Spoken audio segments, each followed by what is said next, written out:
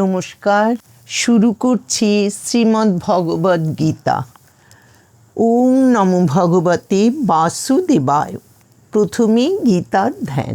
বসুদেব সুতং দেবং কংসচানুরমর্দনং দেবকী পরমানন্দং কৃষ্ণং বন্দে জগদ্গুরুম।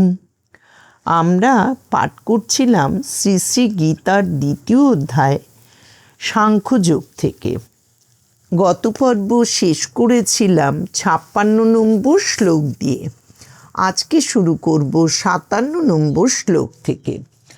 য সর্বত্রানোভি স্নেহস্তত্তৎ প্রাপ্য শুভাশুভম নাভিনন্দতি ন দিষ্টি তস্য প্রজ্ঞা প্রতিষ্ঠিতা। শব্দার্থ: য যিনি, সর্বত্র সকল বিষয়ে, অনভিস্নেহ স্নেহশূন্য বা মমতাশূন্য, তত্তৎ সেই, শুভ অশুভম প্রিয় বা অপ্রিয় বিষয়, প্রাপ্য পাইয়া, ন অভিনন্দতি আনন্দিত হন না, ন দিষ্টি অসন্তোষ প্রকাশ করেন না, তস্য প্রজ্ঞা প্রতিষ্ঠিতা তাহার প্রজ্ঞা প্রতিষ্ঠিত হইয়াছে। পুরো শ্লোকের অর্থ: যিনি দেহ জীবনাদি সকল বিষয়েই মমতা শূন্য, সেই বিষয়ে শুভ প্রাপ্তিতে সন্তোষ বা অশুভ প্রাপ্তিতে অসন্তোষ প্রকাশ করেন না, তিনি স্থিতপ্রজ্ঞ। 58 নম্বর শ্লোক। যদা সংহরতি চায়ং কুর্ম অঙ্গানি ভূ সর্বশঃ ইন্দ্রিয়াণীন্দ্রিয়ার্থেভ্যস্তস্য প্রজ্ঞা প্রতিষ্ঠিতা। শব্দার্থ: কুর্ম অঙ্গানি ইব, কচ্ছপ যেমন অঙ্গ সকল সংহরণ করে সেই রূপ। যদা চ অয়ং, যখন, ইনি বা যোগী পুরুষ, ইন্দ্রিয়ার্থেভ্য ইন্দ্রিয়ের বিষয় হইতে, ইন্দ্রিয়াণি ইন্দ্রিয় সমূহ, সর্বস্ব সংহরতে সর্বপ্রকারে সংহরণ করেন, তস্য প্রজ্ঞা প্রতিষ্ঠিতা তাহার প্রজ্ঞা প্রতিষ্ঠিত হয়। পুরো শ্লোকের অর্থ: কচ্ছপ যেমন কর চরণাদি অঙ্গ সকল সংকুচিত করিয়া রাখে, তেমনি যিনি রূপরসাদি ইন্দ্রিয়ের বিষয় হইতে ইন্দ্রিয় সকল সংহরণ করিয়া লন, তিনি স্থিতপ্রজ্ঞ। 59 নম্বর শ্লোক। বিষয়া বিনিবর্তন্তে নিরাহারস্য দেহিনঃ রসবর্জ্যং রসোপস্য পরং দৃष्ट्वा নিবর্ততে। শব্দার্থ: নিরাহারস্য ইন্দ্রিয় দ্বারা বিষয় উপভোগে অপ্রবৃত্ত দেহিন ব্যক্তির, বিষয়া বিনিবর্তন্তে বিষয় উপভোগ নিবৃত্ত, রসবর্জ্যম অভিলাষ ব্যতীত অর্থাৎ বিষয় তৃষ্ণা নিবৃত্ত হয় না, পরম পরব্রহ্ম বা পরমেশ্বরকে দৃष्ट्वा সাক্ষাৎকার লাভ করিয়া, অস্য ইহার অর্থাৎ স্থিতপ্রজ্ঞ ব্যক্তির, রস উপি অভিলাষ নিবর্ততে নিবৃত্তি পায়।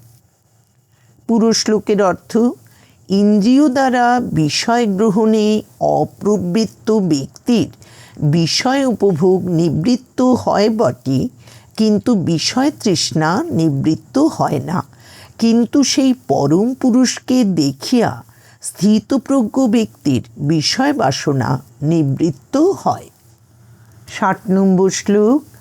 যততো হুপি কুন্তেয় পুরুষস্য বিপুশ্চিত ইন্দ্রিয়াণি প্রমাথিনি হরন্তি প্রসভং মনঃ।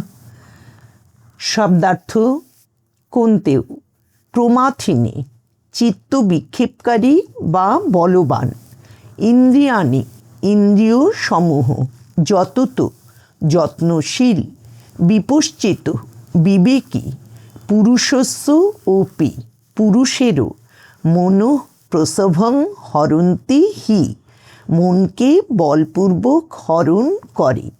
এবার পুরো শ্লোকের অর্থ: হে কুন্তেয়, বলবান ইন্দ্রিয়সমূহ সংযমে যত্নশীল বিবেকসম্পন্ন পুরুষের মনকেও বলপূর্বক বিষয়াভিমুখে আকর্ষণ করে।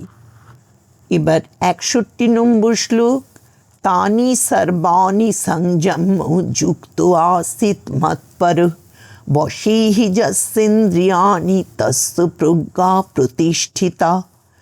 শব্দার্থ: মৎপর, আমার একান্ত ভক্ত বা আত্মপরায়ণ পুরুষ। তানি সর্বাণি, সেই সকল ইন্দ্রিয়সমূহকে সংযম্য, সংযত করিয়া, যুক্ত, সমাহিত হইয়া, আসিত, অবস্থান করেন, হি, ফলত, যস্য ইন্দ্রিয়াণি বশে, যাহার ইন্দ্রিয়সমূহ বশীভূত, তস্য প্রজ্ঞা প্রতিষ্ঠিতা, তাহার প্রজ্ঞা প্রতিষ্ঠিত হইয়াছে। পুরো শ্লোকের অর্থ: যিনি আমার অনন্য ভক্ত, তিনি সেই সকল ইন্দ্রিয়কে সংযত করিয়া এবং আমাতে চিত্ত সমাহিত করিয়া অবস্থান করেন। তাদৃশ সমাহিত চিত্ত ব্যক্তিরই ইন্দ্রিয় সকল বশীভূত হয়, তিনিই স্থিতপ্রজ্ঞ। আজকের মতো গীতা অনুধ্যান এখানেই শেষ করছি।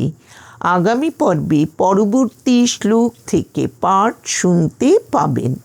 শ্রীকৃষ্ণরূপী ভগবান শ্রীনারায়ণের কৃপা ও আশীর্বাদ আমাদের সকলের উপর সর্বতোভাবে বর্ষিত হোক, এই কামনা করি।